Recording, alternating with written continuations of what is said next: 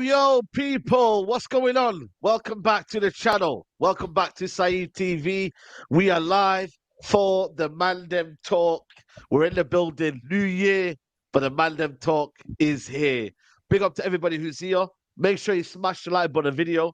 The Mandem are coming. A couple of us are here. A couple of us are en route. But Traps, what are you saying, man? New Year, United? Are they stressing you out or are they okay now? Is United good feeling now, 2024? Emotional intelligence. You know, Rashford settings right now. Yeah. Happy New Year, everyone. Smash the likes. Yeah, man, I'm good, man. Man United can't stress me out, bro, because I see into the future. You know what I'm saying? I see into the future. Yeah, I got the crystal ball in that. You know what I'm saying? Yeah. But big up everyone, man. Come on, man. Big up to everyone in the building. Shout out to everybody in the building. We got man like Tyrone. You get me? I've got my one. I was wearing it last night, man. But man, it's cozy. It's windy. It's raining. Exactly. Bro, it's crazy, man. It's crazy right now. Best weather for the snooty, man. That is it. I'm getting ready. Obviously, stream now. Big up everyone. First of all, happy New Year to all the people in the comments.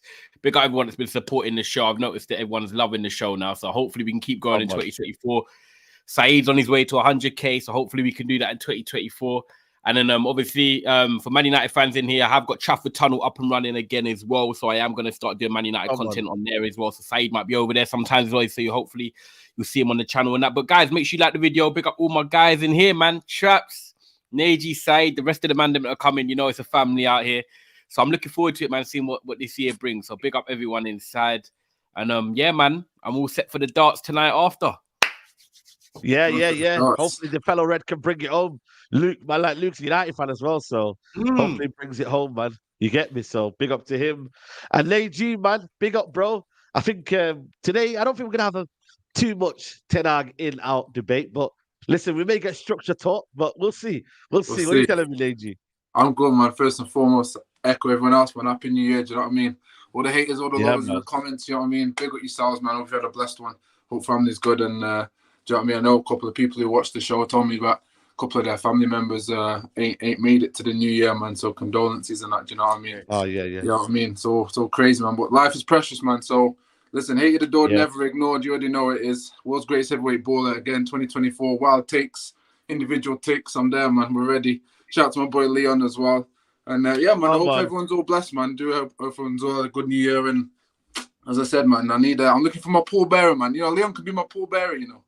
Undertaker pallbearer settings, man. We're going to get there, bro. Trust me.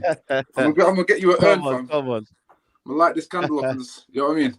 I got a Yankee candle. Come on. And Leon's just dropped in as well. Leon, what are you saying, man? Everything blessed? Well, go on, people. What's good? Couple of things to address straight away. Neji, don't bring my name into nothing, innit? You're calm, innit? You're still sour from last week, innit? Allow it, yeah. Are you sure? Yeah, large up koala in the chat as well, yeah. Allow Neji.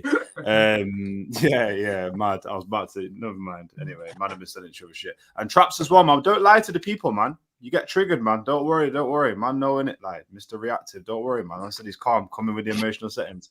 Mr. Reactory. You know what I mean? So, you wish I was emotional, man. I'm not. You get away with that, bro. I'm not. Who reacts the most in the group chat? Come on. Do you know what I'm saying? So yeah. Definitely Neji and Traps. Bro. Only when my name gets mentioned will you see me. Other than that. Traps, you know what? They have to come making a point. Like, what's going on now, man? You know what I mean? I'm trying to do gym shit. Hey, Saeed, though, the comments are saying that you're shit of FIFA, though. I'm not gonna lie. Don't worry about the comments, man. Wait. Man tried to divert it quickly. Yeah, listen, let me get to that. I'm still upset with the Scamrabat thing. I like that Anthony does Bantos thing. That was funny, but the Scamrabat thing, we're not letting that go, bro. We're not letting Don't let it go. Don't let it go. We're not letting it go. Do you know what I'm saying? We're hearing it. Don't let it go. Do you want some more? Do you want some more to add to this? We're getting into it now. Don't worry about that. Do you know what I'm saying? But yeah, Saeed, mad. Should we dive? What happened with the FIFA thing, bro? I don't even know. I don't even follow that thing. FIFA. I don't want to play that anymore. I think that's my last game on FIFA. So anybody that tells me to play FIFA now, we're not playing anymore. Yeah. So never say that Saeed needs structure of FIFA. We ain't playing that game anymore. Yeah. Like that one. That's violent. I like that one up for Chops. That was a good one. Yeah, like that one. I'll give you that one. But now, big up to everyone here, man. Nearly 900 of you's already locked in. Make sure you smash the like button. Musa's gonna come. Ryan's gonna come. Listen, I'm trying to try and bring Rancid, but listen. Bro, I thought you called him Ryan. I thought you called him Ryan. For 2021. Rancid Ryan. Yes, Ryan. Croaky voice, man. But like I said, man, if Rance available, I'll holler him. But obviously, Rance is a busy guy, man. So when we can get him, we get him in it. You feel me? But anyway, we've got discussions to make. Big news just dropped in right now. I don't know what's going on here, but I feel like this is embarrassing, man. Onana will travel to Africa Cup of Nations after Man United play Spurs on January the 14th. Goalkeeper will be available for Ghana versus Cameroon versus Guinea on January the 15th. Amicable agreement reached between all parties to maximize club and country game time. I'm starting with you, Tyrone. What's your initial thoughts on it? Because you've been talking about this for a while, saying it's a bit embarrassing how long they're taking to do this. But, Frowski, man, this is disrespectful to Bayern, man. Like, man. I'm annoyed. Do you know what? I even put a tweet out about it, like you said the other day, because I was like, this is overrunning now. Nothing's been cleared up yet. And for me, there's two ways I look at it, right? One is I could use the positive spin, which I don't believe it is, and I could use the positive spin and say, Onana loves Manchester United, and he wants to help Manchester United win football games, and he feels like if he's here, he can help us beat Wigan, and he can help us beat Spurs and climb up the Premier League table. That's the way he might be looking at Onana, and if he is, fair play, cool, big up yourself, Onana, and I like where your morals lie. However, for me, it should not be getting sorted out on the 3rd of January. For me, you brought in a number 2 that's a Turkey international that also has played for Fenerbahce as a number 1. If you're going to bring in a number 2 that you want to be competent enough, he's 6'6", he's got a big frame. At the end of the day, when are you ever going to give him a chance? We had the Carabao Cup game at home to Crystal Palace, right? And he still played Onana, and everyone was thinking, okay, Bayindi's going to get a chance. Didn't get a chance. Wigan now, he could have got a chance. And then he could have got 90 minutes, and then he would have been ready for the Spurs game. So obviously, is this Bayindi not good enough? Or does the manager not trust him to, compensate for 2 or 3 games? Because at the end of the day, how I'm looking at it, right, and this is how I morally stand, is that Onana's going to be here for Wigan. He doesn't need to be here for Wigan because Bayindi could have played that.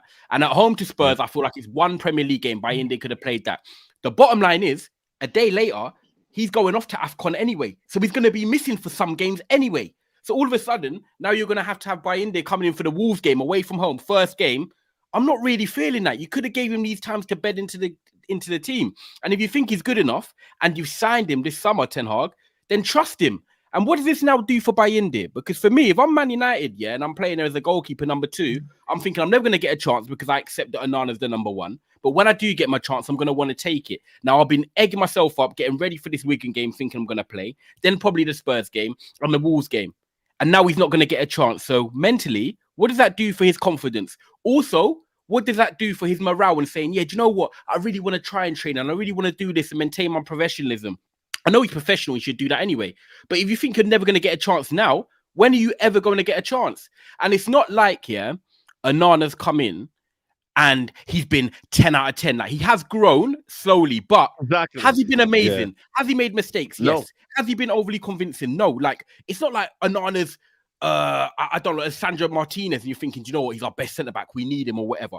No, Onana's actually made mistakes. So I wanted to see Bayinde. As a Man United fan, I don't know what you man are thinking, which we'll come to, but I wanted to see Bayinde. I was like, do you know what? Let's give him a chance. We know what Onana does. We know what he's capable of, but it's chance to give this guy a number 2 an opportunity. And now we're not doing that. So for me, I just think that morally, it's taken too long to sort out. It's not good for Bayinde's confidence, and I don't think it's sending the right messages. But then again, people might say Onana's coming from the right place because he wants to help the club. I don't know. That's devil's advocate, but I'm not feeling this, man. I'm not. I wanted Bayinde to play and get a chance. Facts, man. You know what's mad, yeah? Chaps is gonna come in with the other side of it, yeah. Before he comes in, yeah. Listen, Bayinde has not had one opportunity to play a game, a minute. He hasn't played a single minute for Manchester United. Not even pre-season, not even in the first team. Onana could have easily been dropped. But obviously the manager's stubborn, innit? You get me? But one game, yeah, where you know, like I said to you, yeah, Bayinde needs to get opportunities. We don't know if FA Cup. The FA Cup now, who do you know if Onana's going to even play? If Bayende's going to play for that game. You have to give this guy rhythm. And you know what it is? Let's call it for when we see it. Man, like Onana's scared to lose his spot. Yeah. He's scared. He said, yo, I will stay for as long as it's taking me. I don't want to lose that spot, which is fair enough.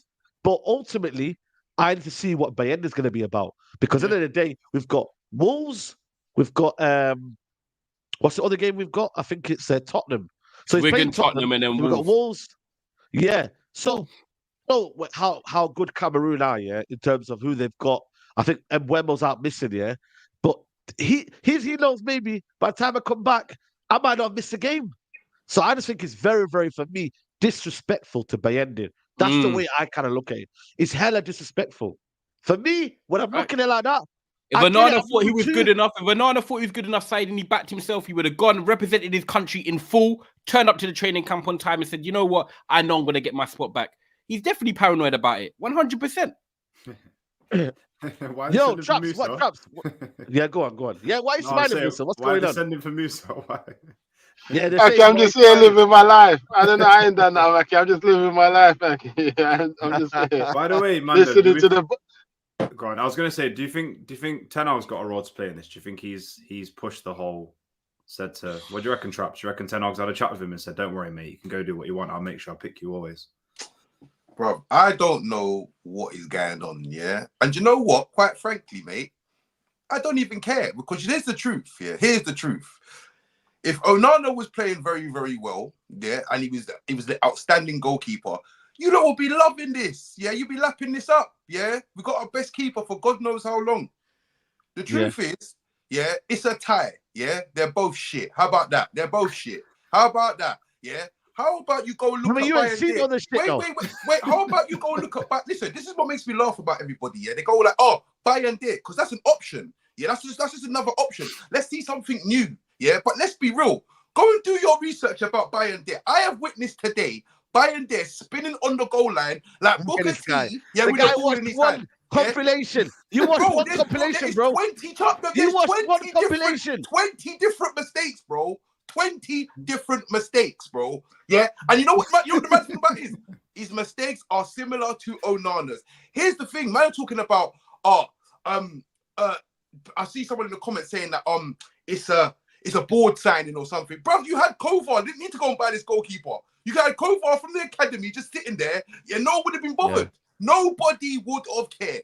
But this is what I'm trying to say. You don't want to see Bayern there because we bought him, not because he's good. Who watched Bayern there?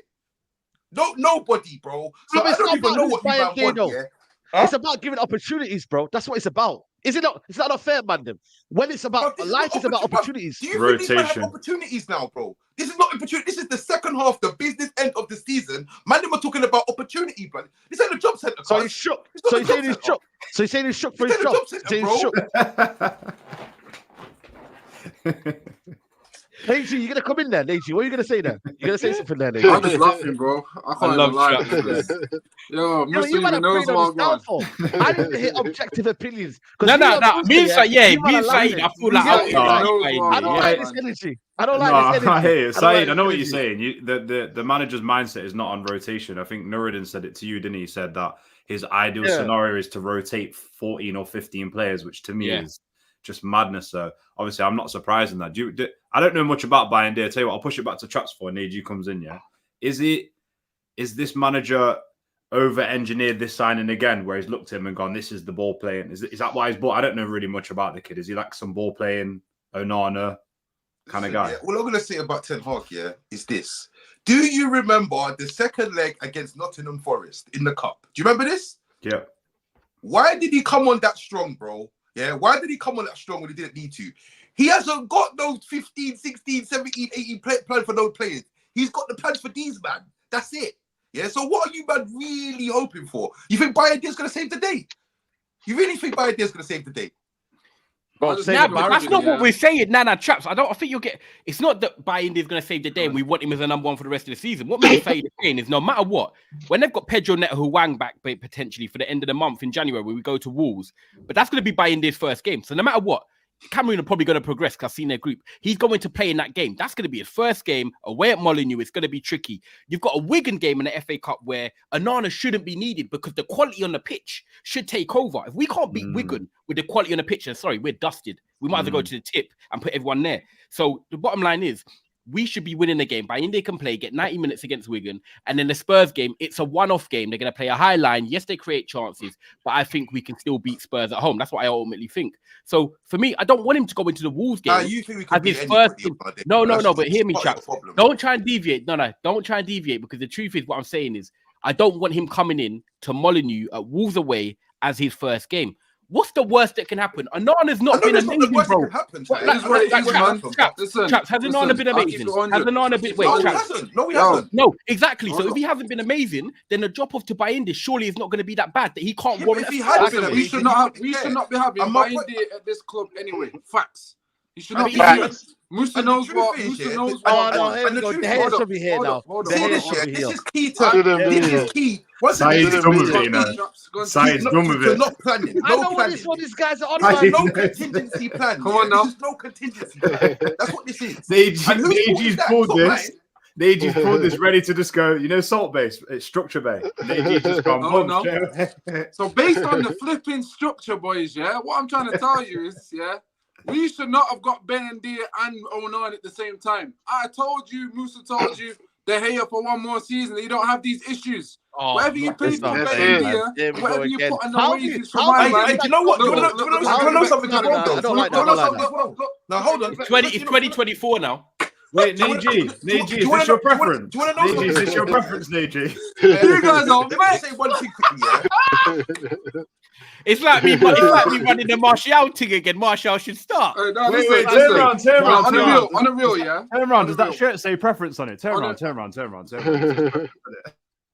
There you go. Wow. Yeah, on the real, man. CCB. Yeah, that's Margie's initials, man. So, anyhow. Yeah, big on the Marge, man. Cool, man. Look, at the end of the day, minus the hate, it doesn't have to be about day, but this is what I spoke about prioritizing correctly, because if you're going to bring a new goalkeeper in, you know you're bringing a keeper in that's going to AFCON. You know that's an issue. Now, let's for example, give Onana the benefit of doubt, say he had no mistakes, he wasn't underwhelming at certain parts, and he was amazing, You bring him into this team, you're going to lose him anyway. And remember, before he actually committed to Cameroon, he wasn't part of the Cameroon. He was never going to play for them again at one point. Now, all of a sudden, he's like, I'm backing up Cameroon. Do your thing. Represent the people then. Do you know what I mean? But it's now posed another issue. So forget De Gea, forget that. Why are you buying Onana rather than go for someone like, let's say, Costa, who could do the same job is what Onana's trying to do. Maybe Onana's better with his feet, cool. But this comes down to identifying what you want. And this is why it's important to have people in the background going, raw, okay, you want a ball-playing goalkeeper, but big man, respectfully, he's going to AFCON. There's potential where you lose out. You've already got rid of a keeper, so now you're buying Bay and Dia, so that's more money and more wages you're spending. More time, go and find a better keeper. No, Deji, we're going away. No, but hold on a minute. We're going away from the conversation. The conversation was Onana should be going to the AFCON and Bayende should be coming in and getting opportunities to be Man United's number one while Onana's away. I'm not going back. I want to focus on what we have right now. No, I hear that. But what I'm trying to say to you, Saeed, what I'm trying to say to man is, we're now in a predicament now where we've got the second keeper that half of us don't trust, we don't know about, and we have to. I think okay, I know what you mean now. He's the only option we've got. Yeah, so we have to falsely back him, even if we have, even if we feel a type of way about my man. Yeah, we have to hope that he's good enough. When more time, why have we not got a more seasoned pro who can actually come in? If you wanted to keep Dean Henderson, I don't rate him. If you want to keep Dean Henderson for one example, for argument's sake, at least you know you've got someone who's prem proven. I don't rate him anyway. Been international. You don't have to rate him, but is he better than Bay and Dia? Or our academy player that we let go. Can I would have kept Kova. But yeah, go on. Can I leave it out? Go on, Travis. Add a little point quickly. De Gea is still available, by the way. No, it's pointless. Pointless getting him. Yeah. It makes no sense. My thing is though, I will bring him back though. Do you not remember him back in one of the first Mandem talks, and you asked me what I think Ten Hag should do for AFCON? I said make out that my man is injured or something. Bring De Gea back, and everything will be fine. Remember I said this, and you was like, no. Remember? To be fair, Radcliffe. If I was Radcliffe, I'm being completely 100. Yeah. The reason I wouldn't take De Gea back because my principles of it was based on priorities. It wasn't ever based on the individual. Yeah. So because we've already spent that keeper money now, we can't get that money back. So to me, it's pointless bringing De Gea back now because that's no. But money. My thing is this though. Do you know where we're at though? With that as well, I agree with you there, Neji. But the point I'm at is that there's a question to still have: is Onana a better goalkeeper than David De Gea? He's not, and that's like now, and that's the question that there's still a question to ask about that.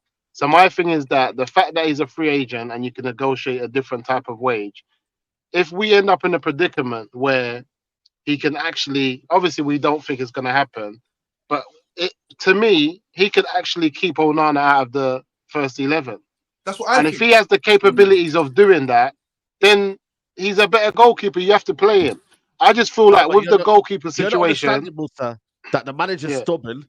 That the manager is stubborn and not giving rotation. No, but I think, Saeed, though, I think this will be an ideal opportunity for the new football instructor to come in, understand the importance David De Gea had at Man United, understand the power that, and also not just the power in the dressing room, but also the respect the players had, and to be able to be and to just go to my man and say, look, your number one's going away, you got a number two that you don't trust. You're leaving our club in a mess. You're all over the place. We're bringing him in. Just deal with it. Because I just feel like, as a manager, Ten Hag, I just feel like he shouldn't have all of this power where he can go and start telling people who should be. Because the reality is, he's been given the power and he's in a mess. And I look at United now, and all roads always listen. I always say this, all roads lead back to the dugout. He brought Onana in. He brought this other brother in. Now my man's going away to AFCON, like we said. We're all bigging up my man who we haven't seen, and we think that things can't get worse until we start letting in bare goals. And then Neji's on this, I told you so. And you guys are finished. And then you guys can't handle the truth. And the reality is, when I look at Man United right now, guys, and I look at the situation that we're in, we just have to wait till the summer transfer window. Like, I don't know what we're hoping for. Cool, we bring in a new goalkeeper. We're still, even if Onana stays, it's not going to stop us from getting peppered. Guys, we're peppered FC. We're steak and pepper, bro. It's peak out here for us. No, you know what it is? Bare pepper steak. Bare pepper steak. This coming here is actually fair, Eric Ten Hag's man management is actually terrible. He signed Bayern for 7 million and raves about how good he is in training, yet doesn't give him a chance. This man stopped Tom Heaton from leaving. Also, he's stopping people from leaving as well, Tyrone as well, when you deep it. Hannibal's another one. Probably can't go alone because we've got no midfield options, but doesn't want to play him. This Heaton one, he wants to keep. Bro, this guy, like, his man management is so sus, man. It's like, genuinely, man. And you know what? Be honest, though. I think it's contradicting as well from Ten Hag because Leon, what did Leon say when he first come in, or Neji? It was, I want to have a squad of 14, 15 players. It was basically, I think, Saeed, correct me if I'm wrong, Nuruddin was on the street. Right. I watched. I've even heard. Well, what was it on? Was it on it? Oh, is it what he said? Yeah, I heard Ten Hag say he goes, I want to have 14, 15 players, and I don't want to have to rotate too much. Now, if he doesn't want to let players leave, but then you're saying you only want 14, 15 players, then they're contradicting, because if you want 15 players, then that's 11 starters and 4 substitutes. And the others are not really going to get an opportunity. And that's the truth. We're out the Champions League already. We're out the Carabao Cup. So we've only got the league and the FA Cup to focus on. So it's not like we've got games twice a week. And then, like he said the other day, we've got 6 players coming back. What? Martinez, Casemiro, when did he say that? Mason Mount, Maguire. Ten Hag said we've got 6 new players. It's going to feel like 6 new signings. So for me... when did he say about the 16 players? This is about a month ago. I probably said about 3-4 weeks ago. Wait, let's say it. Yeah, he said I like to work with 11 to 14 players maximum. Yeah, that's what he 100%. said. Is that what he his genuine he said consensus? that? Yeah, he said that in the press conference. Yeah, he said it in the press conference. This is what I'm saying, Capto. This is what I'm saying, Capto. Explain to me how you are going to challenge for a league, challenge for a Champions League, challenge for cups with 11 to 14 players. Exactly. This is the point. You can't, and this is what I'm saying. This is why it's contradicting, because I like Ten Hag, but I have to call out for what it is. If you're not going to let players go out on loan, but you're saying you want to work with 14 players, the maths is not mathing. Because if you want your 14, 15 players, and you're telling me that in 2 weeks' time you've got 6 new signings coming back, then you should let players go out on loan, because then you've got enough in your squad. We've already got 13 players now. The man is so deluded. It doesn't make sense to me. So he's so deluded. He's basing 14 players based on a perfect season. That means no injuries, no fatigue, nothing. That's what I'm trying to say. He's an imbecile. And you know what? To Neji's point about Diogo, what was his name? What's that goalkeeper's name? Costa. Costa, yeah. Bro, if they would have tried that shit with this guy, he would have vetoed that shit, bro. That's what he would have done. He would have vetoed that shit. That's what he would have done, because he's fucking stupid, bro. And that's what makes me think with the manager as well. Sorry to interrupt you, Traps. Like,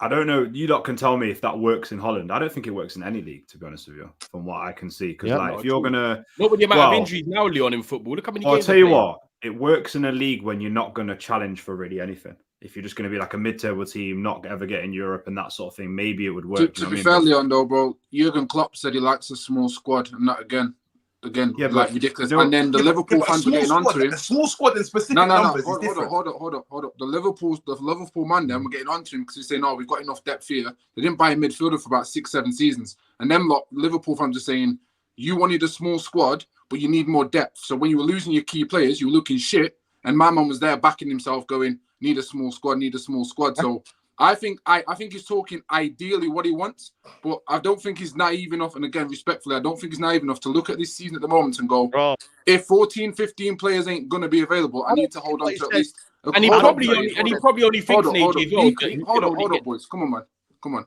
I think he can only get the 14.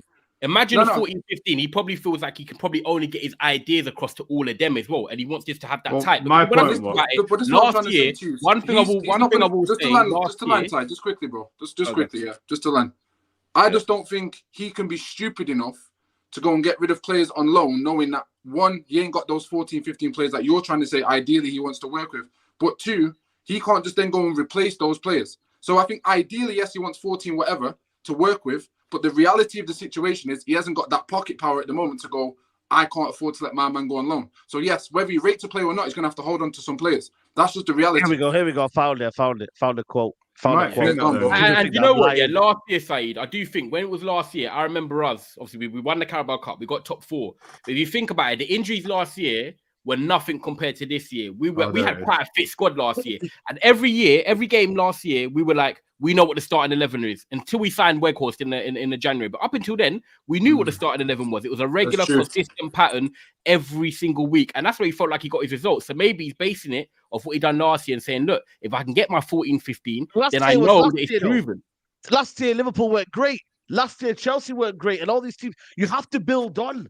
We can't be naive. You know, things in life, you can't just say, you know what worked last year works this year. You know what I mean? Like, everything changes. Life changes, bro. You know what I mean? Bro, Fredo, how much is Fredo now? Fredo's what, 40p? Trust me, bro, like 25p. You know what I mean, bro? More than that. This is the Fredo analogy, you know? No, but it's true, though, man. Yeah, like, you ain't buying ketchup for £1, £2 anymore. You know what I mean? Things, you have to evolve. You're getting, the squad is getting tested now. You're getting tested at large. And now, all of us as well now, Ten Hag's been found out as well. Ten Hag is predictable. You know what he's going to do. You know who he's going to pick. You know what tactics he's going to do. You're getting predictable now. You need to freshen it up.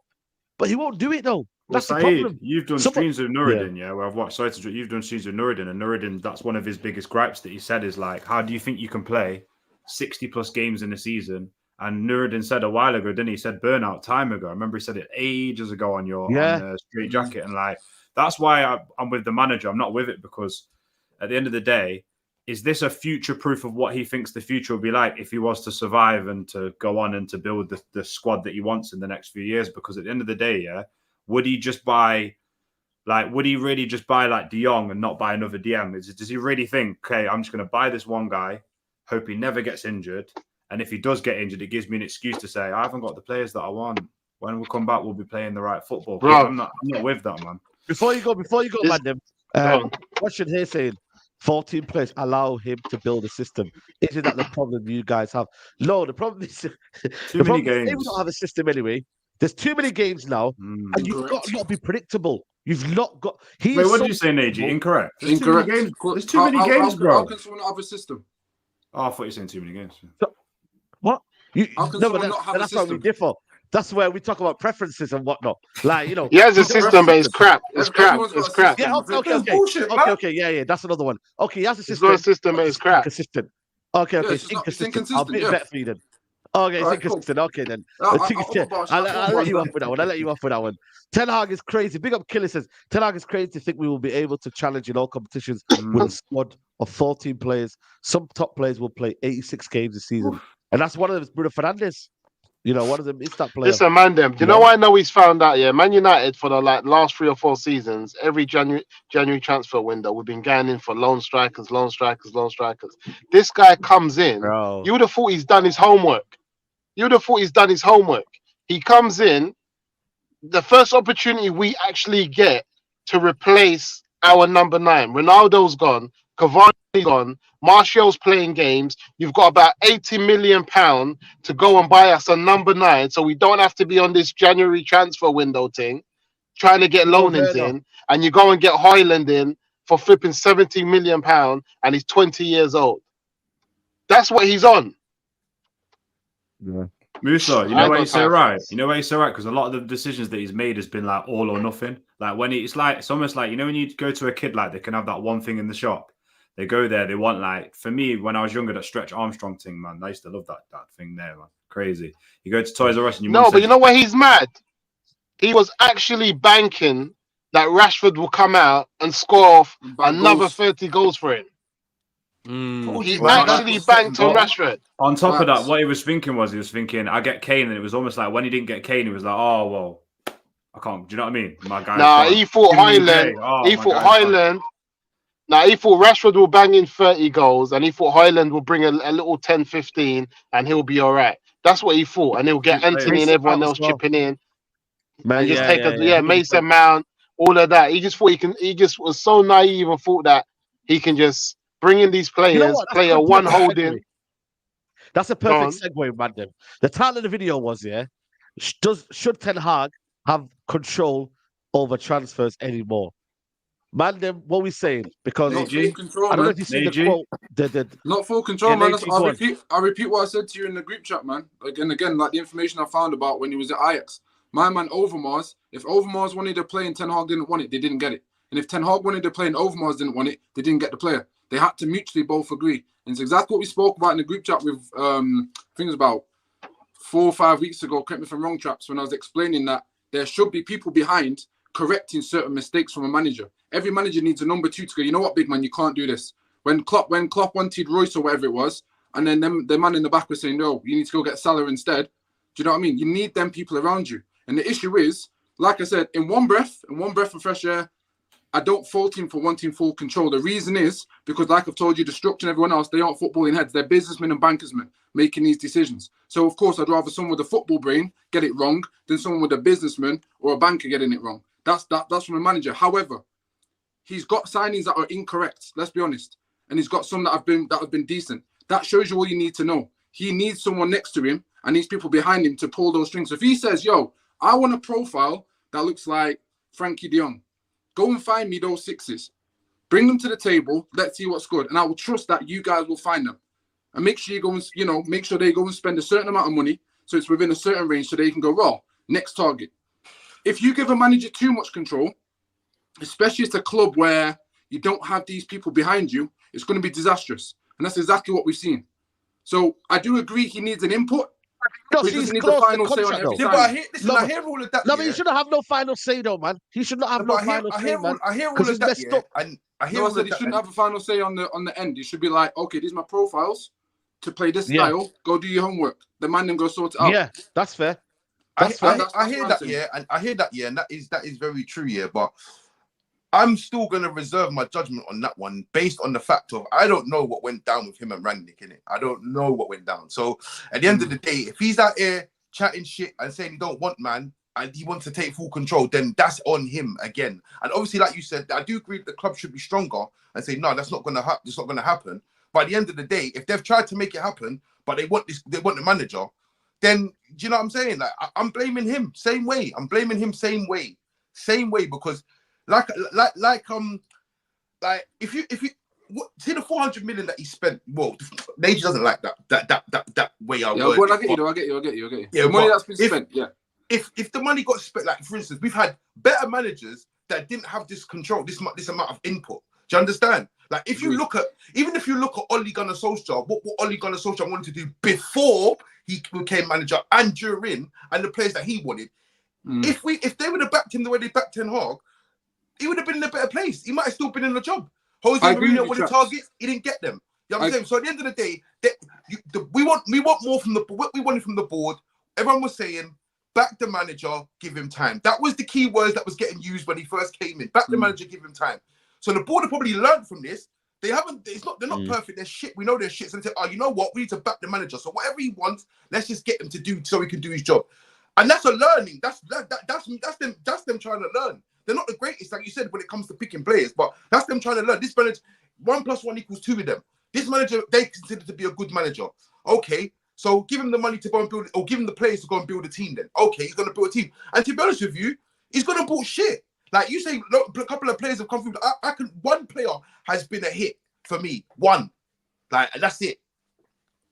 Well, the bottom line is, if this manager can't work with the way this new board want to work, then cool, the manager's got to go. It's simple as that now, because at the end of the day, he's had the money to sign the players that he's wanted. Like Trap said, 1 or 2 have come off. The rest haven't really worked that much. So at the end of the day, Ten Hag, you're still going to get players. You're just going to have to agree on some players with people above you. Because at the end of the day, I don't know if I said it with you guys or Trap said it last week and he summed it up perfectly. Real Madrid, Carlo Ancelotti didn't go and say, right, I want to sign Endrick like he used last week. He said, no, Real Madrid went and signed Endrick, because if Ancelotti's not there after 2026, then Endrick's going to be there. Jude Bellingham's going to be there.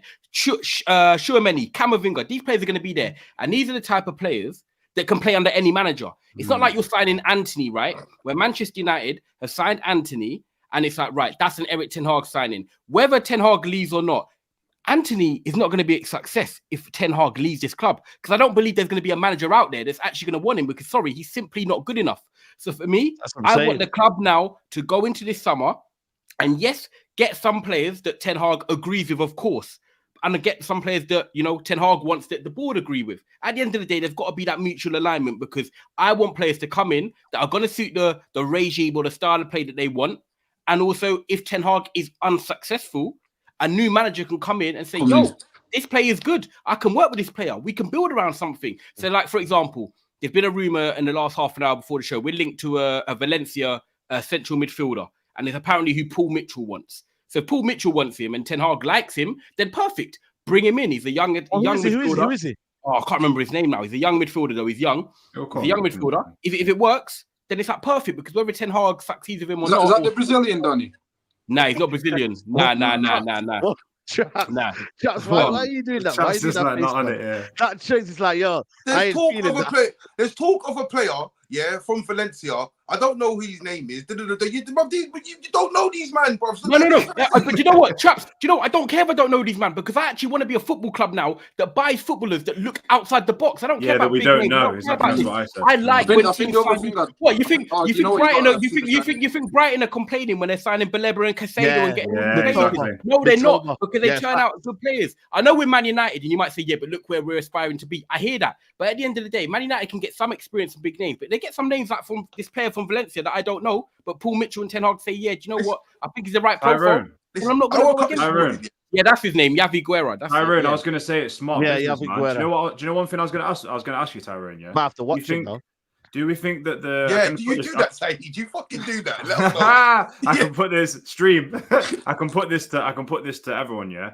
Do you think if these reports are true about the manager saying, I still want to remain controlled, do you think that's because in his head, he's like, I'm halfway through my process, I know what's going on? Because it seems like Ten Hag's world is in here and no one else knows what's going on. I'm halfway through my process in my head, and I don't want you, man, to mess up my thing. What do you think, Tyrone?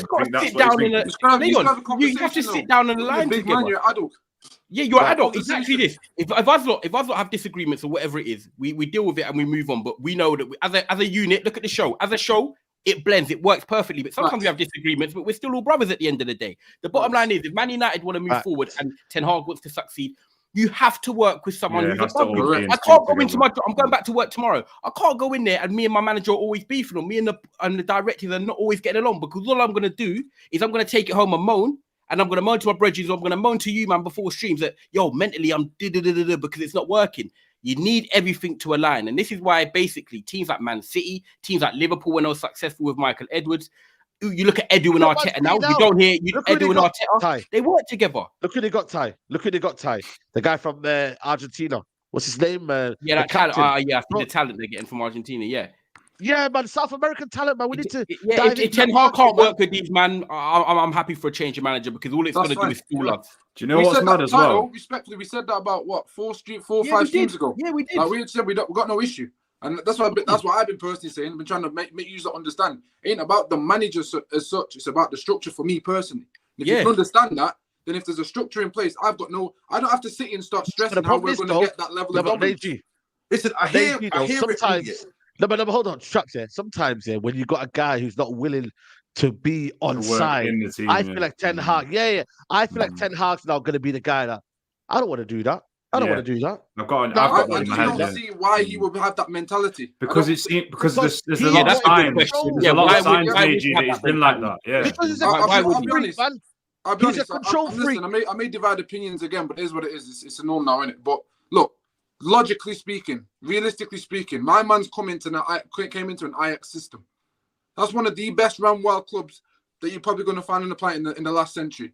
I don't understand how he can walk into a disfigured Manchester United and not want to at least work with people. I don't understand that logic. I'm sorry. The right intention.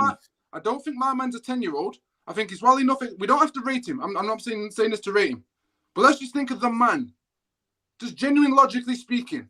Do we really sit here and believe that he doesn't want to work with something if he wants to succeed? Knowing that having that backing is going to be important to help him. He's going to have his demands, don't get me wrong. You know what? Those demands may not align. If they don't align, cool, adios. See you in a bit. I can tell you straight. But do you not think he's not going to want to just sit down and just go, let me just have a conversation? This is the best chance for Ten Hag. Yeah, no, but Neji, do you know why I said it? Do you know why I said it, Neji? Because when you've been there before other people have got there, sometimes you've got that thing where you're like, oh, I've been here long enough and I've already started the process. That's why I was playing the devil's advocate with that side. No, I appreciate that, yeah. Because sometimes Ajax and Man United are not the same. Ajax has to bring in youth players. Man United, we're bringing in ready-made. Ajax and Man United are not the same, bro. He's never had this money. No, before. I'm talking about never had this money before. If you've had if you've had experience in the structure, yeah. For example, okay, I'll put it in my experience, yeah. When I had my first ever coach, yeah, respectfully, shout out to Dennis, man. When I had my first ever coach, it was just him, yeah, yeah, big Dennis. Do you know what I mean? Yo, my man's sick, but that's the side story. Anyway, when I had my man, yeah, I was new in the game, yeah, and as I got older, I started to realize that he needs more support and help. He can't do it on his own. I couldn't do it. I started to be more advanced in what he was trying to teach me. Yeah. When I ended up moving to Birchfield, yeah. When I was at Birchfield Harriers, man had the whole works. And I started to go, if my man had this, I would have been better. Now, because I've had an experience of working in a blessed situation, but then a more blessed situation, I'm looking at this going, I would need that back again. I'm just not seeing Ten Hag have that experience and then not want it again. I just don't see it. But the thing is, though, the ideologies are different, though. I knew you were going to say that. I knew you were going to say that. Go on, Traps. I tell you what happened, yeah? Members that flipping Urethra FC, bruv, yeah? Yeah, whatever it's called, Utrecht or whatever it was called, bruv, yeah? Yeah. He's there, yeah? He's there. Ajax, we want you. Ajax, yes, we want you. You've gone there, yeah? You've won these trophies with these structures and whatever you want to call it. By the way, yeah, Frank de Boer is in the same. They eat at the same table at Ajax, by the way. Yeah. So basically, what's going on here now is you've come to United. You think you're the man now. Tony Montana settings, bruv. Yeah. Come there, look at your. Go watch Scarface, bro. This is what he done, bro. This is exactly what he done. Yeah. He's Scarface settings. He's got to the top of the footballing. He thinks he's at the top of the footballing world. He can do what he wants. Yeah, he can say what he wants. He can treat people how he wants, bro. Yeah, his head's gone, bro. Yeah, his head, the power. Yeah, he's in his mind. I've reached the top. I'm the man. I'm the man. Yeah, of everyone in the world, I'm the United boss. One of the biggest clubs in the world. I call the shots. And that's that. It's not about I want to work with this one and I want to work with that one because, like I said, until I hear the facts from what happened between him and Rangnick, I'm treating it as, bro, he didn't want my man there. Simple as that, because Rangnick... I'll be honest, I don't even think the club wanted him though as well, chap, like mutually. Maybe they didn't. Because the way Rangnick was moving, big man, come on, bro. The way he was moving, you think... Wallahi, if Rangnick exposes that man, yeah, and he said he didn't want the help, yeah, and I was not well, and basically we had the idea that it was best that I leave, and Ten Hag was agreement with that, broski. That's when you're going to Saeed. No, wait, let me just say something. Saeed, everything Rangnick said has been gold dust. All the players that he pointed out that we should have got, all of the players we should have left and that. Do you know what I mean? So, yeah. The club needs open heart surgery, man. You see, if you actually look at it properly, yeah, when you're going to take over a club as a manager, it don't just get a phone call and like, yeah, your friend's taking over United. Yeah, sweet. I'll start tomorrow. That's not how it works. These negotiations go on for quite some time, you know. So when there's been talk about Rangnick, and there's obviously been a decision made. Now the club might have gone away about it, like, listen, the new manager's coming. He don't want Rangnick, so we got to get rid. Yeah, you know what this club's like. Yeah, it's like we don't care. Like they don't really, in a sense, Joe Glazer, man, they don't really care. They just want it to work so they can just go earn bread. They don't really care. So if that's what he wants, fuck him off. Just get him in it.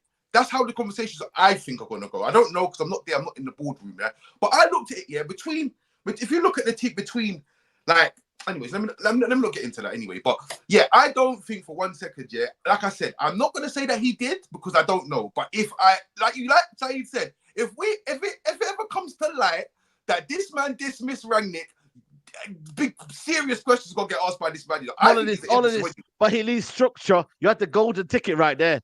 Before we go, Mandem, big up K Mill says Ashworth's had a 3-pillar system at Brighton, including the manager. If Potter disliked the player they recommend, they give him the next one. That's true. Maximum potential. Ten Hag's not an elite manager. He can't handle big players or Man United. He will keep Man United through his time. But you know, can I ask you something, Said? I want to quickly, then don't forget, come back to me. Obviously, Chaps is going on about, we had Ralph Rangnick, you are as well, like open heart surgery, this and that. He's done well at Leipzig. I get it. He's part of the Red Bull project, which cool. I respect Ralph Rangnick. He said the truth. However, if we're talking today, yeah, and I gave you, man, and this goes to all of you actually. If I gave you, man, the option, okay, we're looking at Dan Ashworth, we're looking at Paul Mitchell, and Ralph Rangnick was in the conversation. If I said to you, man, right, these are all the three. Would you man pick Ralph Rangnick, or would you know be the answer? Ashworth or You know the answer to that. I don't. Huh? I'll be real, I think Ralph Rangnick. I'll keep Rangnick. You know why? He was already bringing in Paul Mitchell. How you about bring that? Rangnick back, yeah? He brought Paul Mitchell. He He's already the first had one who Paul mentioned Mitchell it. there. He said, "Bro, did you not see him in Old Trafford?" Yeah, true. He had They're Paul sitting here Mitchell having a coffee and sitting that. next to him. Bro, he had the keys there, but Ten Hag didn't want the smoke, man. You managed to open up your eyes. He didn't want the smoke. No, So you go Ralph as well. He had him right there. So hold on, let me get this straight. Hold on, let me get this straight. Yeah, go on. Paul Mitchell was with Rangnick. Is this the guy that they want to bring in now? I get a photo.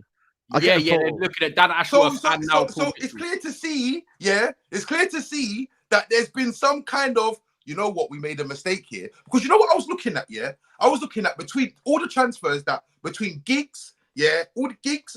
Oli and fucking and Rangnick here, it would have cost 500 M's to rebuild his team. Do you know the names you'd have had in that team? Do you know how the names you'd have had in that team? I'm gonna send it to you, man, afterwards, brother. Yeah. Listen, yeah. If Paul Mitchell's involved, bearing in mind that would have been part of his whatever, yeah, then boy, it's looking like it's a mistake thing, bro. I'll be honest with you. Yo, by the way, guys, by the way, sorry to cut you off. There's 1.9K in here. Yeah, that's it. 1.9K in here. Guys, we need to like up, man. Everybody right Come now. on, smash your like on the video right now. Yeah, man. Cross off your live chat. If you're on the live chat, cross off your live chat, the little cross there, and then all you got to do is turn your thumb black. I think that's what it goes white to black. So look, it might be white like my screen, and it'll go black like me and Traps and Saeed and all of us in here. All right? There you go. Come on. But there you go, people. There you go. There's the picture right there. He had him ready. But John Myrtle and them, man, they weren't ready for it. Why does Mitchell look like he's bagging a vape and that? Stressed already. He's not even in the job. He was like, wait, what was it? Where was they there? Where was they there, Simon? That's Old Trafford. It was a youth game. It was a youth game. They were watching a youth game. Yeah, it was a youth game. If he comes in, that's probably who you hear the truth from. But you know what it is? We're only having these conversations now because Sir Jim's come in and identified the same things as Rangnick. And at the time when Rangnick came in, that's the first time, remember, yeah, it went global. That was the first time we as United fans felt raw. They're actually calling out this club for what it is. That's the first time. This is why we were so gassed. I genuinely believe, right, if Sir Jim didn't take this 25%, I don't think we're having this Paul Mitchell conversation in Jean-Claude. I don't think we're doing it. Because remember, hold up, bro. Flipping Sir Jim is now in charge of all the footballing structure as we know it so far, so it seems. So his influence is now going raw. Rangnick was right. If he wasn't there having an influence, we still have bankersmen and businessmen making decisions. He's only got that power because he's paid 25% for it. You got to remember that. So when Rangnick was there, it was still all Glazeonomics. It's still, this is our system. This is our what's the word I was after? It begins with a C. Commercial. This is our commercial structure. Commercial. My man's coming in and now breaking that down. So yes, you have to remember, right, Traps, where you say my man made a mistake. We've made a mistake, but now we've got someone in place, like Sir Jim, so seemingly anyway, who's now rectifying that mistake, going raw. Let me put this back in. Yeah, but you have to remember, the initial thing that we was told was he's coming in, and then at the end of the season he's going upstairs. So I'm thinking, right, he's coming in to assess all these players. That's what I'm saying. Tell these people who's a pile of shit, who's not good and whatnot. And then that plan just went out the window. And you know, I thought when he came in and they said that to me, he's going upstairs, I'm thinking, right, this man's got power. Yeah, this man's got power. I knew he didn't have no power. The minute he tried to buy Zachariah for 6 million, they said no. I knew that he had no power then. And then obviously, after that, it just went less and less and less. And then it was talk about Ten Hag, and then I don't know in it, but you have to remember, he was meant to go upstairs. That was what was meant to happen. Why did that? He was meant to be there 6 months and go upstairs. Because don't get me wrong. Don't get me wrong. How can you not expect a man to come into your club? Yeah, that you've had. Bearing in mind, he's not a manager. You know what his capabilities are. You know what he does. You've brought him in there, and you're saying he's gonna go upstairs. So explain to me, how would you not expect this man to say, yeah, it's not open heart surgery, this, that, and that? He said all these things. He hasn't been disrespectful to the club. He just called it how it is. That's what you hired him for.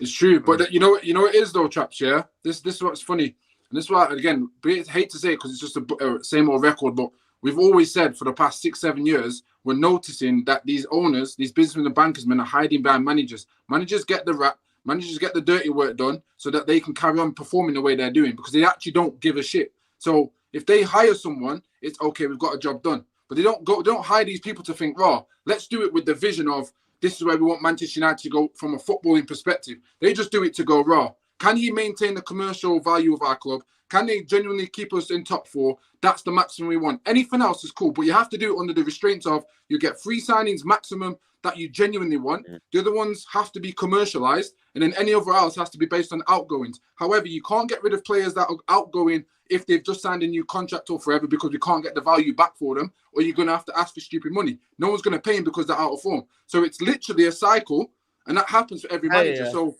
that's the only angle I could look at it and go, like, you're right to have Rangnick in, but because the owners were still Glazers and it wasn't part of Sir Jim, that's why Rangnick probably never got it. Because if Sir Jim was here right now, he's probably looking at Rangnick. If Sir Jim came when Rangnick was there, about to leave, he was there Sir Jim's probably keeping Rangnick. I can't lie. Yeah, he probably would have. Yeah, no, the truth is though, the truth is, I'll be real with you. Forget the Rangnick talk. I think we're gonna get Dan Ashworth. Now, I think he's like I've seen a report already from Newcastle. They're looking at the Brentford sporting director. They really like him, and Newcastle already looking at other avenues. Now, for me, you would not be looking at other avenues if you did not feel like your main man's coming. Now, Dan Ashworth is the king of the Brighton syndrome. So when Graham Potter was doing his thing, when obviously De Zerbi came in with this at the start, Dan Ashworth was the guy that was building the fundamentals there. Now, we've all seen what Brighton have done with the way their structure is run, not just bringing in people. Obviously, people think, it's the football they play. It's not just the footballing side of things. It's also like the club structure. You don't hear no disagreements going on behind the scenes. It's everything there. Dan Ashworth is proven at Brighton. Yes, Manchester United is a different ball game, but if you look at it, he's gone to Newcastle and look at the way Newcastle have improved since they've come in with the Saudis. They've brought in the right person, said, Dan Ashworth, you're going to come in, and he's done his thing so far there. So for me, if Man United go and get him, and he's tempted to come, and he wants to come and already leave that Newcastle project with the money that he's probably on, with the stadium they're potentially looking at building, and the way that club is heading, like, they're in a better direction than us right now. It shows that he really wants to come and work at our club because we are behind him in terms of our structure and where we're heading, but we're still a bigger club. So if he can come in and use his experience to fix that, and he brings Paul Mitchell with him, then perfect. I think them two can get along really well, just like how Ralph did with Paul Mitchell. I don't think it makes a difference. So if Dan Ashworth is going to be that guy, I'll put him in top 3 sort of sporting directors potentially available right now if he wants to leave Newcastle. So let's think about it, guys. If he actually wants to leave Newcastle with the way they are going right now in a direction, it says something that he wants to come. Also, yes, we might be paying him a good buck, but he is one of them guys. What? What's the difference between Newcastle and United right now, though? Let's be honest about it. No, but I think what Ty's saying is he wants a challenge, and because he's in somewhere that's more stable. So for him to come over, obviously money is a motivator, but I get where you're coming from. I think for me, also status, isn't it? Status as well. Status. Exactly. And look at Newcastle. Let's be real. Look, Bruno Guimaraes, Tino Livramento. When you look at like Alexander Isaac, when you look at some of their signings, I would have taken Livramento. I would have taken Isaac. I would have taken Bruno Guimaraes. So when I look at it, how many did he sign though? How did he sign? Oh yeah, you got last year. Livramento comes in Mandem. Sorry, go on. No, sorry, go on, Ty. No, go on. I said no. Livramento. I was just saying you did with Mandem. Like egos, like if you're the one to turn Manchester United around, I was just going to say glory forever. I was going to say this. Yeah. Exactly. Do you know what, Najee? Do you know what as well? Yeah, it's actually like not as high risk as what you might think as well. Because if you fail, you can still go back to these kind of clubs anyway. So, but what I was going to say was, this is what we need right now. Like obviously, Saeed, you summed it up yesterday when you was on Monday when you was chatting to Nuruddin about your like. Some people get it twisted that you're quite similar to me, Saeed. Our expectation is not that they're going to do what the Qataris were going to do. That's not my expectation whatsoever. But what I know right now is if we have a little bit of structure, and we do have, can't believe I said the word structure. And AG, you're proud of me. And I can't, you know what? The fact that if we have a little bit of like better sporting director and stuff, we can now become a consistent 4 to 6 club that plays better football. And I don't want to see these big signings anymore. Like Ty said, I want to see guys that we don't know, and I want to see a solid squad of guys that can do the fundamentals. But there's a but to it though. You know, we are linked with Werner in January on a loan, which I don't want, by the way. You know what I mean? We should not be going to these club signings anymore. Oh, Traps. Sorry? Your boss wants him, back the boss. Bro, that's what I'm saying, man. You know what I mean? For me, I can't take him serious when I can't see him. You know what it is? Anthony. He doesn't score goals. It's another Anthony. We're just going to see the same. For me, I don't want any signings in January. I don't want signings in January. Can we all agree? Yeah, I don't United should not be signing anyone in January. I'm in agreement with you. I'm agreeing. I'll take no permanent signings. I'll take loans. I'll take a one loan to cover Donny. I'll take a one loan to cover Donny, and I'm blessed with that. But if there's nothing, I'll take nothing. I'm blessed with that. Maybe he's replacing Sancho. He has to. He has to. We're paying bare wages. That's the madness. We're paying bare wages. We've got Ahmad back now. Ahmad's nailing that down now. Ahmad's there, yeah, exactly. Yeah, that's perfect for the club. Listen, man. Yeah, Ahmad's Ivory Coast though. He's going AFCON. Listen, he's got AFCON. He's got AFCON. He's not going. He's not in the squad. I didn't see the squad, so I thought he would go. Maybe expectation for him, man. No, he is in the squad. I've seen it. I've seen the squad. He's in the squad, man. I'm sure he responded to a tweet saying not true or something. Because Ty wasn't somebody else that made it as well. Who was shocking as well. If he's gone then, maybe if he's gone, he's got. Zaha didn't make it as well, didn't it? Yeah, Zaha didn't. Zaha didn't make it as well as peak.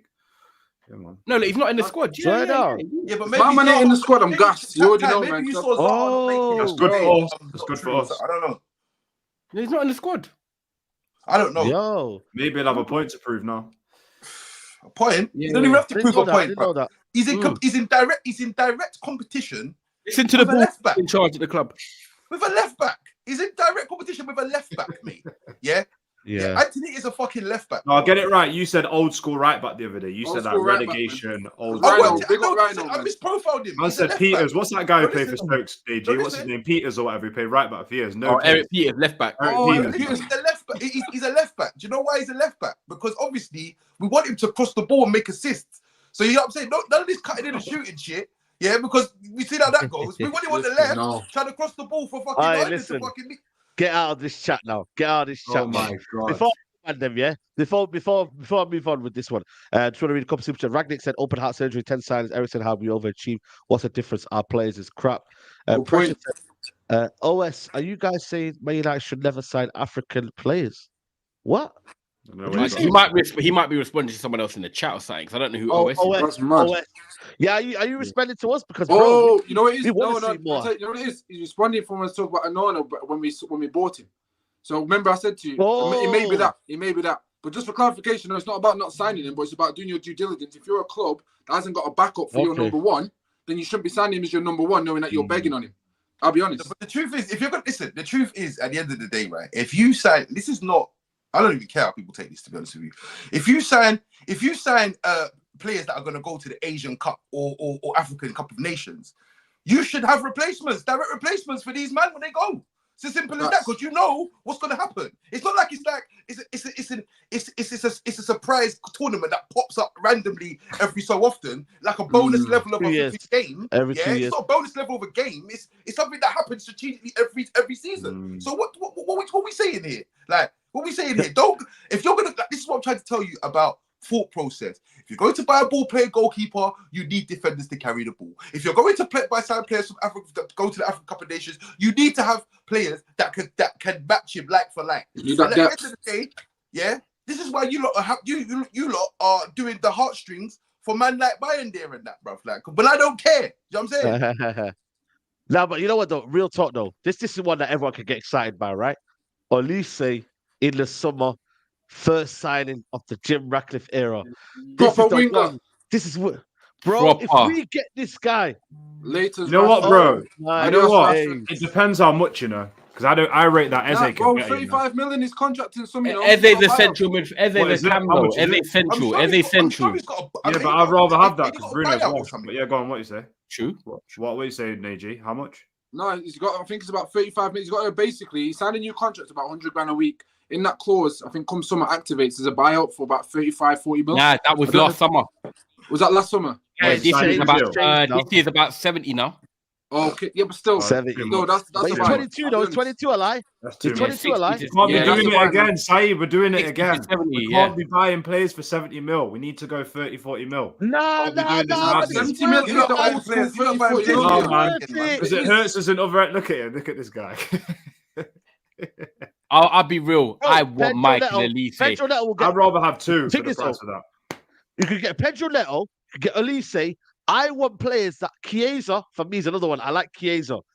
But I want Juventus. the actual wingers. I want direct. I want direct bums off seat wingers. You could get Pedro Neto for 50 million, and you could have him competing on the left, and he can also play on the right. Then you have Michael Olise on the right hand side, the Riyad Mahrez 2.0. Bring me him right now. I'll go and pick him up in my Ford. I ain't got nothing exciting. I'll pick you up in my Ford, bro, but I'll pay the petrol. I want Eze, man. I can't lie. I want Eze, man. I want Olise from Crystal Palace all day. You man are talking like these players are not like these big signings. They're gonna be big signings, bro. And you're talking about this guy, what he done at Brighton and whatnot, bro. But listen, like, you're not making any sense because right now, by what you're telling me, you man want Jose Santos from Paraguay. No. You want him from Paraguay, bro. That's what you want. No. There's a balance. You want him to Stop telling, man. That's what I want. A European Championship. What do you want? We're not moving like Galacticos. You don't eat chicken on it.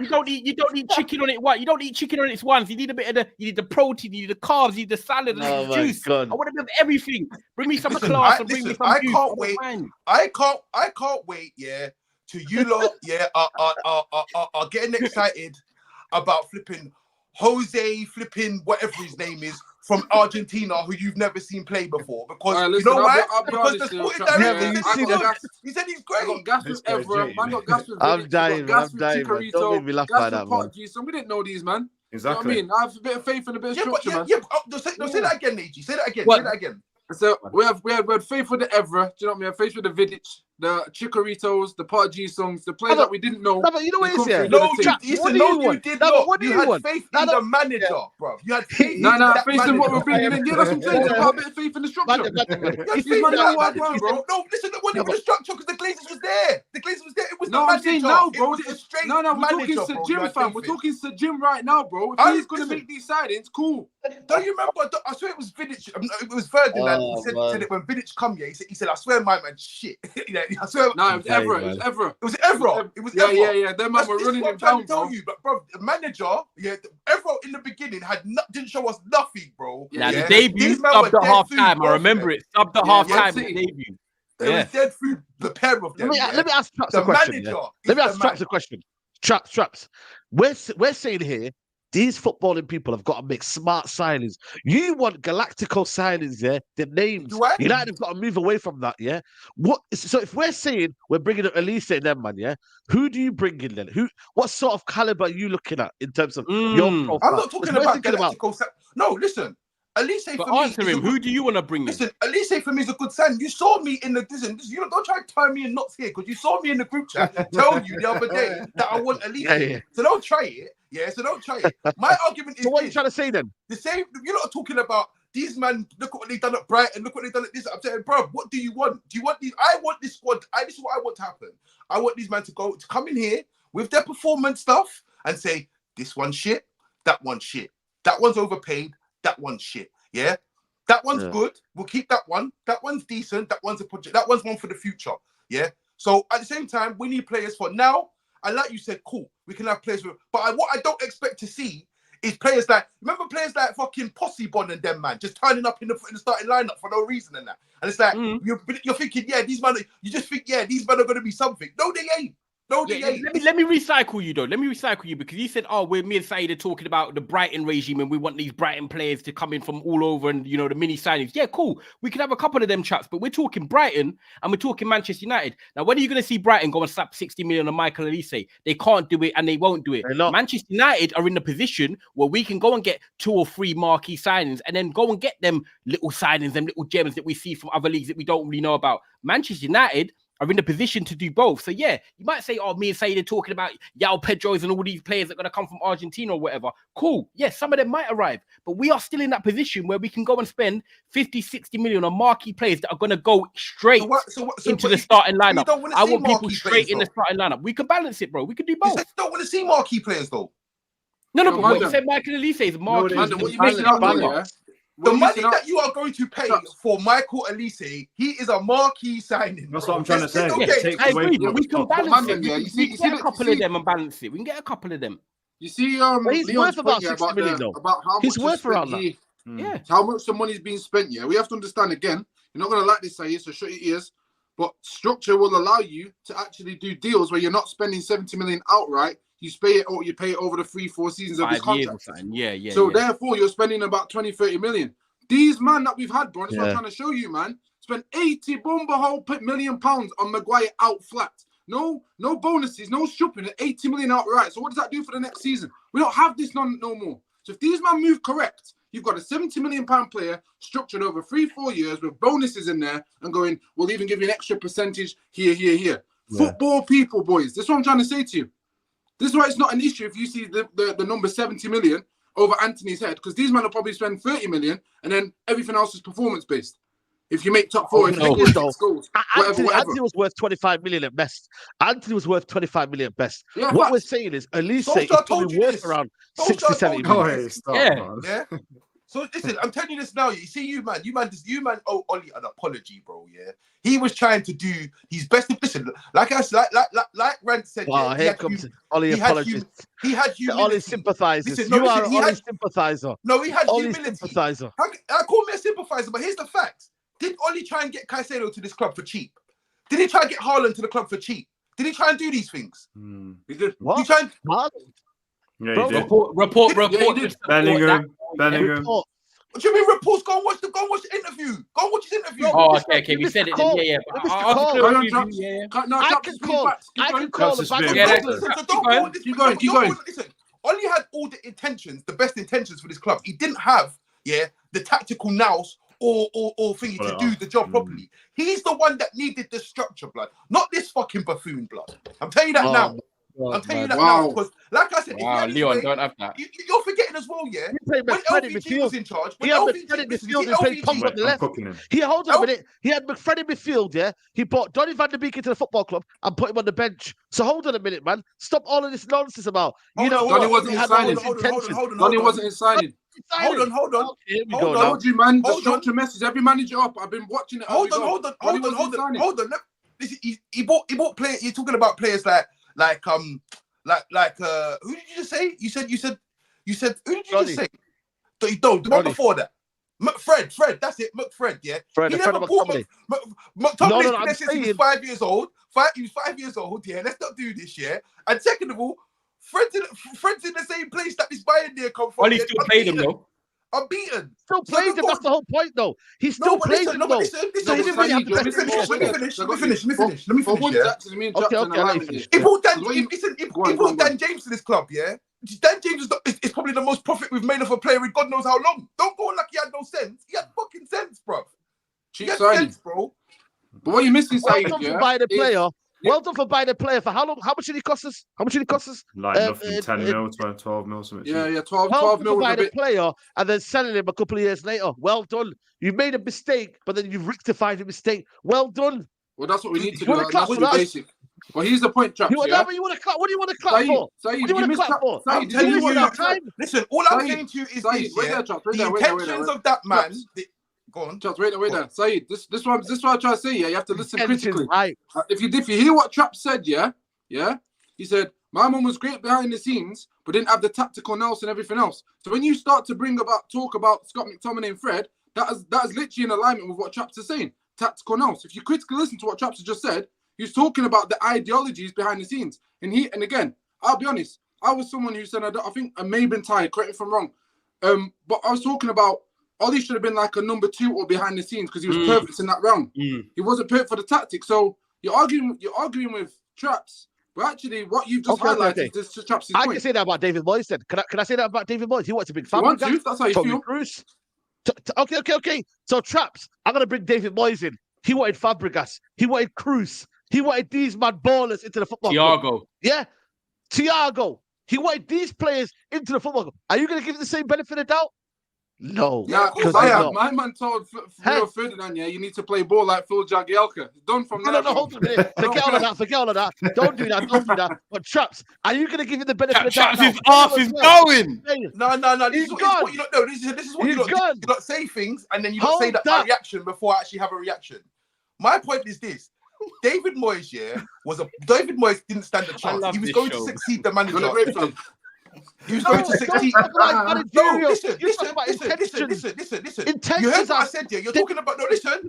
You're telling what I'm saying, but you're missing things. Like when I said about LVG and Giggs, Giggs told them man to buy fucking Jesus and Mbappe for 5 million quid. Yeah, these are what I'm talking about. These are the things that I'm fucking talking about. So don't go like it sticks to one person. I'm just talking about the manager now. Yeah, with his 9 signings, what he's got, and compared to what these man was trying to do. These men were trying to make these man great again. Yeah, this man's trying to play in his own likeness and he's failing, bro. That's the difference. Okay. But guys, do you hear what I'm saying? Everybody has their little wish list, yeah? So we can't have one energy for one manager and one energy for the other. The overriding point, like I said to you, every manager has a wish list. But ultimately, it comes down to them and their kind of footballing talent ID as to where they've gone wrong. And Ten Hag, the bigger point is Ten Hag's gone wrong. He has gone massively wrong. But please don't do this revisionism in football. I'm not doing revisionism. I'm just saying. We should have done this. I am just saying. There's man out here. This is my point because Moyes is included in this. There's man out here that got sacked for less, bruv. That's the truth. Yeah. Let me read a couple of super chats here. By the way, it's 1.8K in here. We need 1,000 likes, guys. We've got about 15 minutes left on the show. Like the video, people. Come on. Tariq, big up Salam, says Salam to you, bro. He said Manchester United is in a position to ruin Olise's career. I hope this young blood goes to another club, goes to a club that is not turmoil like Ois. But Tariq, hopefully, that's where United get a little bit better. But I hear you, man. We ruined talent. Look at Sancho now. We've ruined talent, man. We have ruined talent. Listen. Don't worry about the Harlem Spartan right now. Nah, man. Listen, right this now, club is a burden for talent. He's going to show you exactly what his managers were doing wrong. He's going to show you exactly about your manager, blood. Trust me. Yeah, and let me just reply to this. You smart. Left-footed right winger like Anthony in a possession-based system, yeah. But a right winger that can take on his man, can beat people 1v1. Left foot, right foot, can score, can assist. Premier League experience. Don't give me Anthony. I could go on the right wing and I'll be better than Anthony. No disrespect. I'm left-footed. I'm quite quick. Actually, I'm quicker than Anthony. Facts. So let's go, bro. That's the way it is, man. Bro. Michael Olise over Anthony all day. The only question I do want to ask is if you lot did have the choice, would you go for Michael Olise? Would you go for Eze, like Leon was asking? If you had the choice right now, 60 million both of them. I like Eze. You see these comments? These comments are funny, you know, bro. What this one? I love the comments as well. Yeah, all these players and that, listen, look forward to Chippo Moting and then Chippo Moting on deadline day, mate. That's the truth. That's what you need to be looking forward to, bro. Promoting. Who would you go for, though? Honestly, Eze or Olise, if you could get Eze, man. Eze all day. I said about it last season. And then you're taking out Bruno. Yeah, Bruno's done. Say again? Bruno's done then. Bruno on the bench. Number 10, Eze, yeah? Well, it depends who the manager is, but I'd have 2 8s, man. 2 8s. And then I'd have Bruno deeper. Okay. You know what? Bruno is another guy that needs to be sold as well in the summer, man. Get this guy out, man. Saeed, I know. Actually, no, I'm going to save it. I'll save it. I'll ask it next. I was just going to say, yeah. I think obviously with you lot, we're going back and forth about Ollie's thing and Moyes' thing and rare. Yeah. No, my boy is going to love this. He loved it. The reality is, yeah. We need to get more players out this window. That's the biggest thing this window. We need to get more players out. But Ty, when you were speaking about the left-footed wing, I know he's not left-footed in that year. You're reminding me of the Algerian Don, innit? Do you know what I mean? So Faguli fam, do you know what I mean? So that could be. Faguli. Oh my boy. Oh, Woolan. Yo, Faguli was a baller, you know. Don't take the off. Faguli was a baller. He was a baller. Valencia, he was a baller. He was a baller, but bro, I'm better looking than that, man. Oh, Jesus. That's crazy. Faguli, Leave Amrabat, man. Amrabat days are over now. No, bro, they're cooking me, bro. They say look like Bruno, man. That's worst, man. That's the worst one, man. Do you know what I mean? So, but yeah. By the way, would you keep Amrabat in the summer? By the way, Mandem, are we keeping Amrabat in the summer? Traps. Yes or no? Of course, traps. What? We gotta keep him, man. We gotta keep Amrabat in the summer, right? No. Keep him then, innit? Nah. Keep him then, innit? Hey. Keep him. Oh my. I'm trying to get him. Listen, let me tell you what it is. No, listen. You see when I say things, yeah, you lot are like you want me to like you want my downfall with these comments, but I'm telling you now, yeah, I promise you. Listen, let me tell you this now, yeah. When Thingy got loaned, yeah, when Van der Beek got loaned, yeah, I put a comment in the thing, yeah, and I said Amrabat should have been you, yeah, and added him, yeah.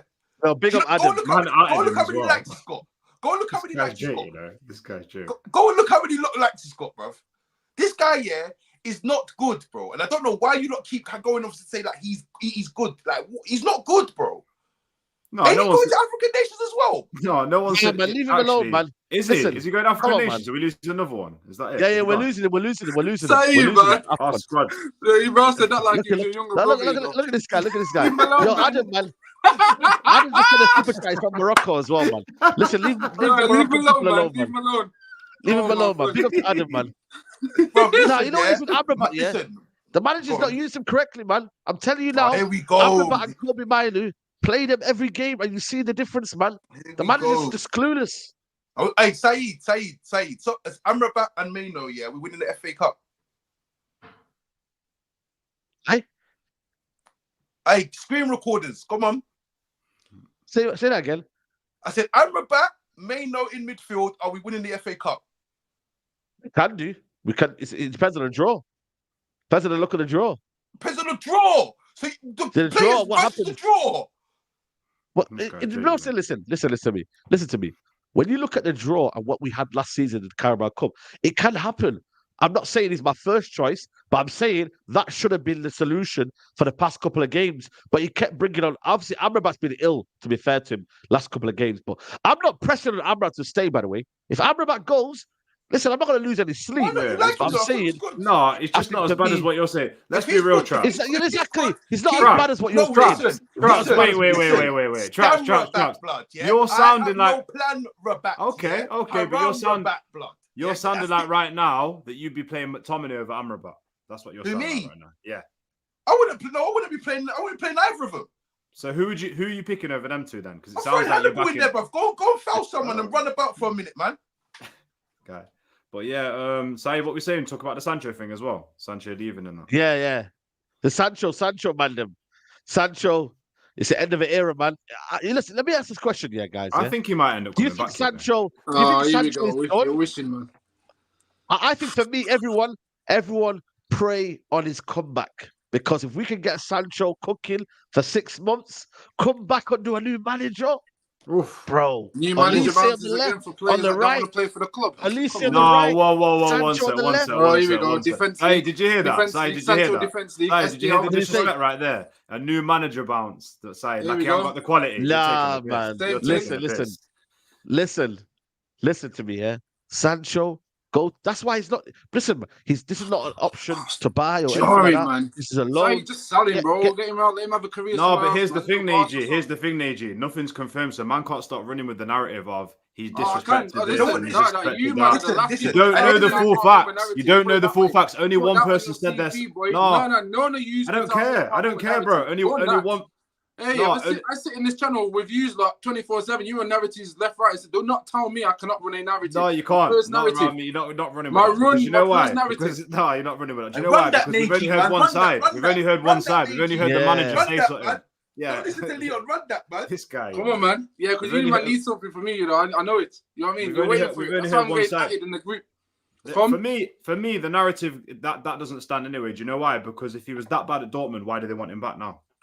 It's not about him being that bad. You said he was that bad at Dortmund. You said that. No, but I'm saying that people are saying attitude and rare test. So why do they want him back then? No, but what you have to understand, this is a direct representation of the manager. Yeah, because the club that sold him now want him back. Now, not only that, he hasn't apologized because he knew if he apologizes, he's not going to play. So I'm not going to apologize. Send me away on loan and watch me cook. Because in the summer, serious questions have to be asked. Because right now, for all you know, I know this much in it. If someone comes along and says, "Raw, he had a great 6 months, smashed it out the park. I want him 50 million. He's gone." They're taking it. 60 million. They're taking it.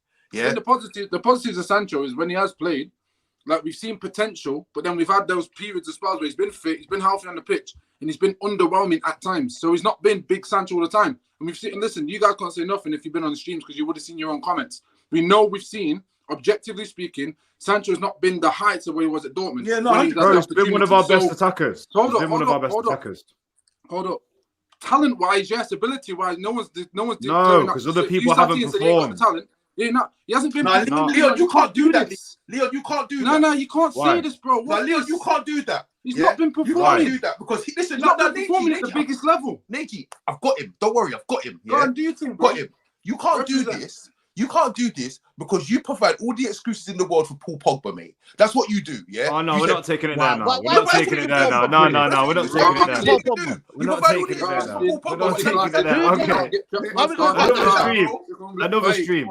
Listen, No, but we don't need to go back to Paul Pogba, yeah? My thing is, this was a season when Sancho needed to play that false nine. I feel like he's been badly treated by the manager, my personal opinion. He's not given him a fair chance this season. And then he said something in the public domain which should never have been said. Then Sancho has come out and rightly defended himself. And that's where it's gone. Now everybody wants this apology. Apology for what, man? The guy defended himself.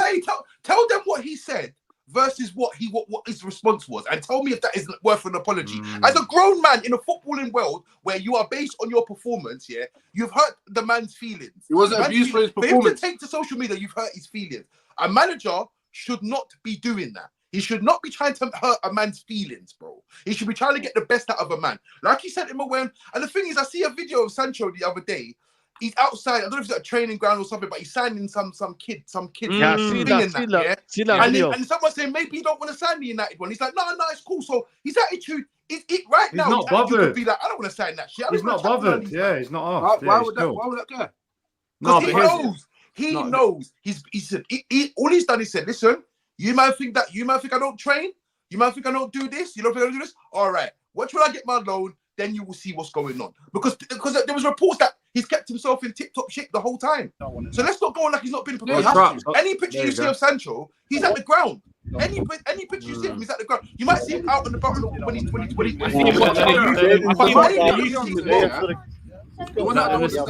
Yo, let them listen to this. Oh yeah, go on. Go on, sir. You run it. We was all talking. You heard it. No, I don't know if the comments heard it, innit? Wheel it.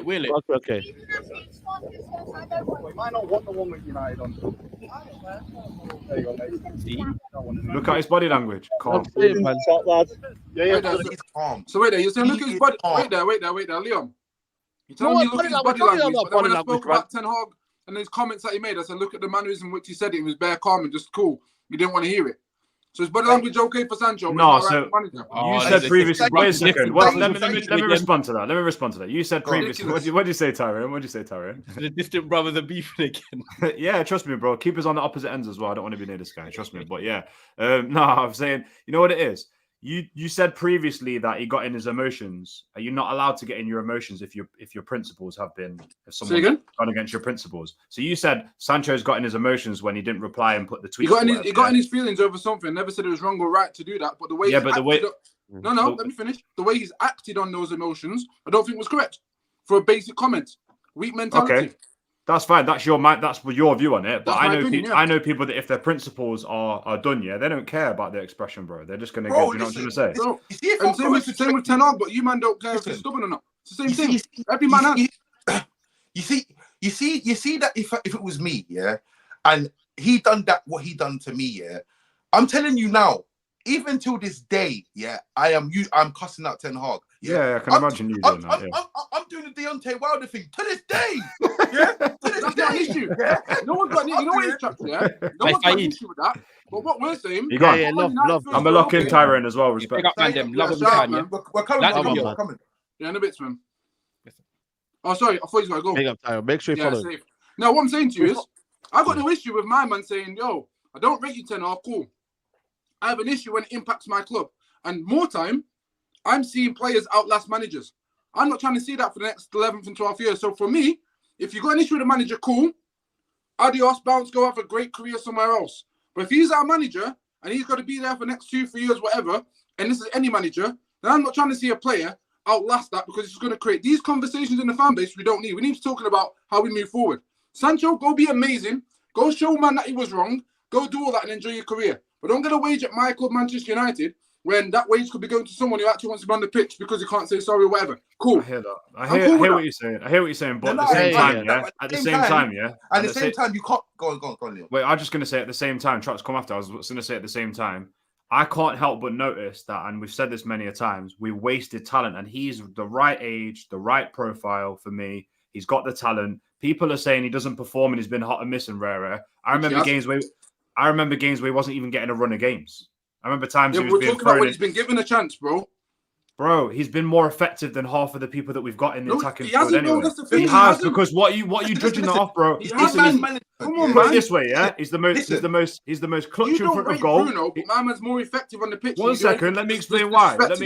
He's got 10 times the technical ability as Bruno. He's the most. Yeah, we know he's a better technician. I've already had this conversation. Can I finish my point? Listen, I've explained my point. He's the most clutch in front of goal. Yeah, he's the only one like Ahmad that can actually take a touch and actually play in tight spaces in the box. Yeah, which is rare. Talking about his ability.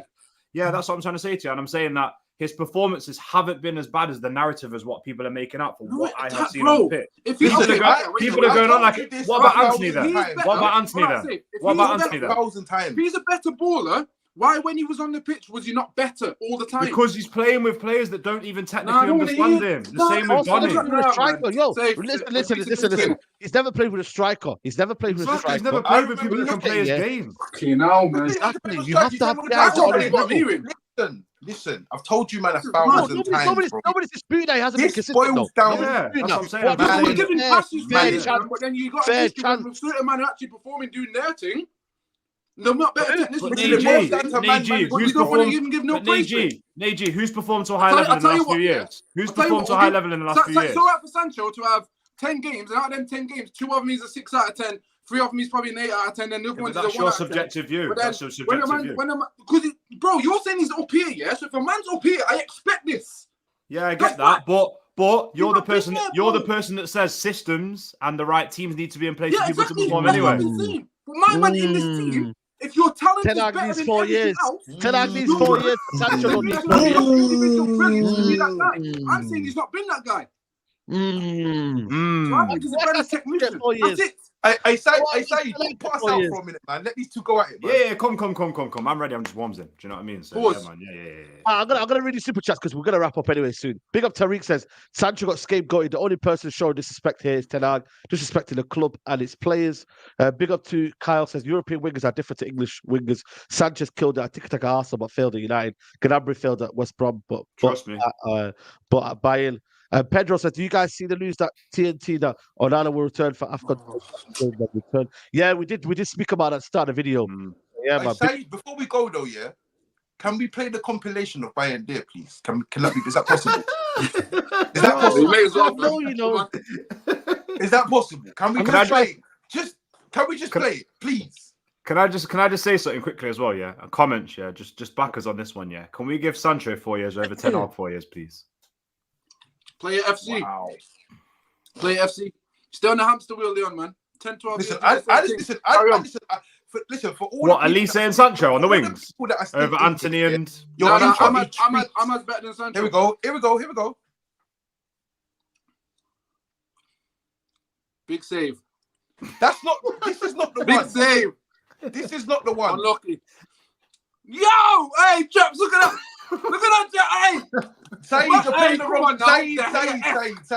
Man, like the hair bendy and that. Play the other one, bro. Play the one that I sent into the group chat. Play the other one.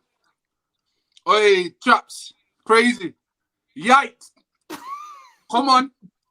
Up there, man. Oi, come on. That's my keeper, you know. What? Hey, chaps, what's going on? Saeed's playing the wrong compilation for some reason. What's wrong about this? What's wrong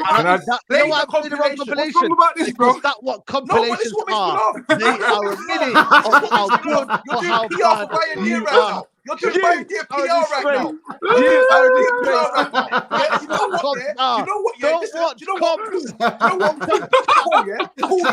You, man. You see when Bayern flops, yeah? Hold Saeed responsible, blood. Because to sit there and play this idea, Bayern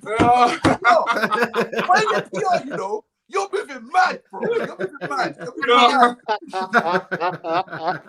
No, that was good. Listen, people, we have to wrap it up now, man. That's the moral of the story is, people, don't watch comps because they don't show a true reflection of a player. But guys, we're going to wrap it up here. Guys, if that don't deserve 1,000 likes, please, guys, hit the like button. Mandem Talk, we had 1.89k here.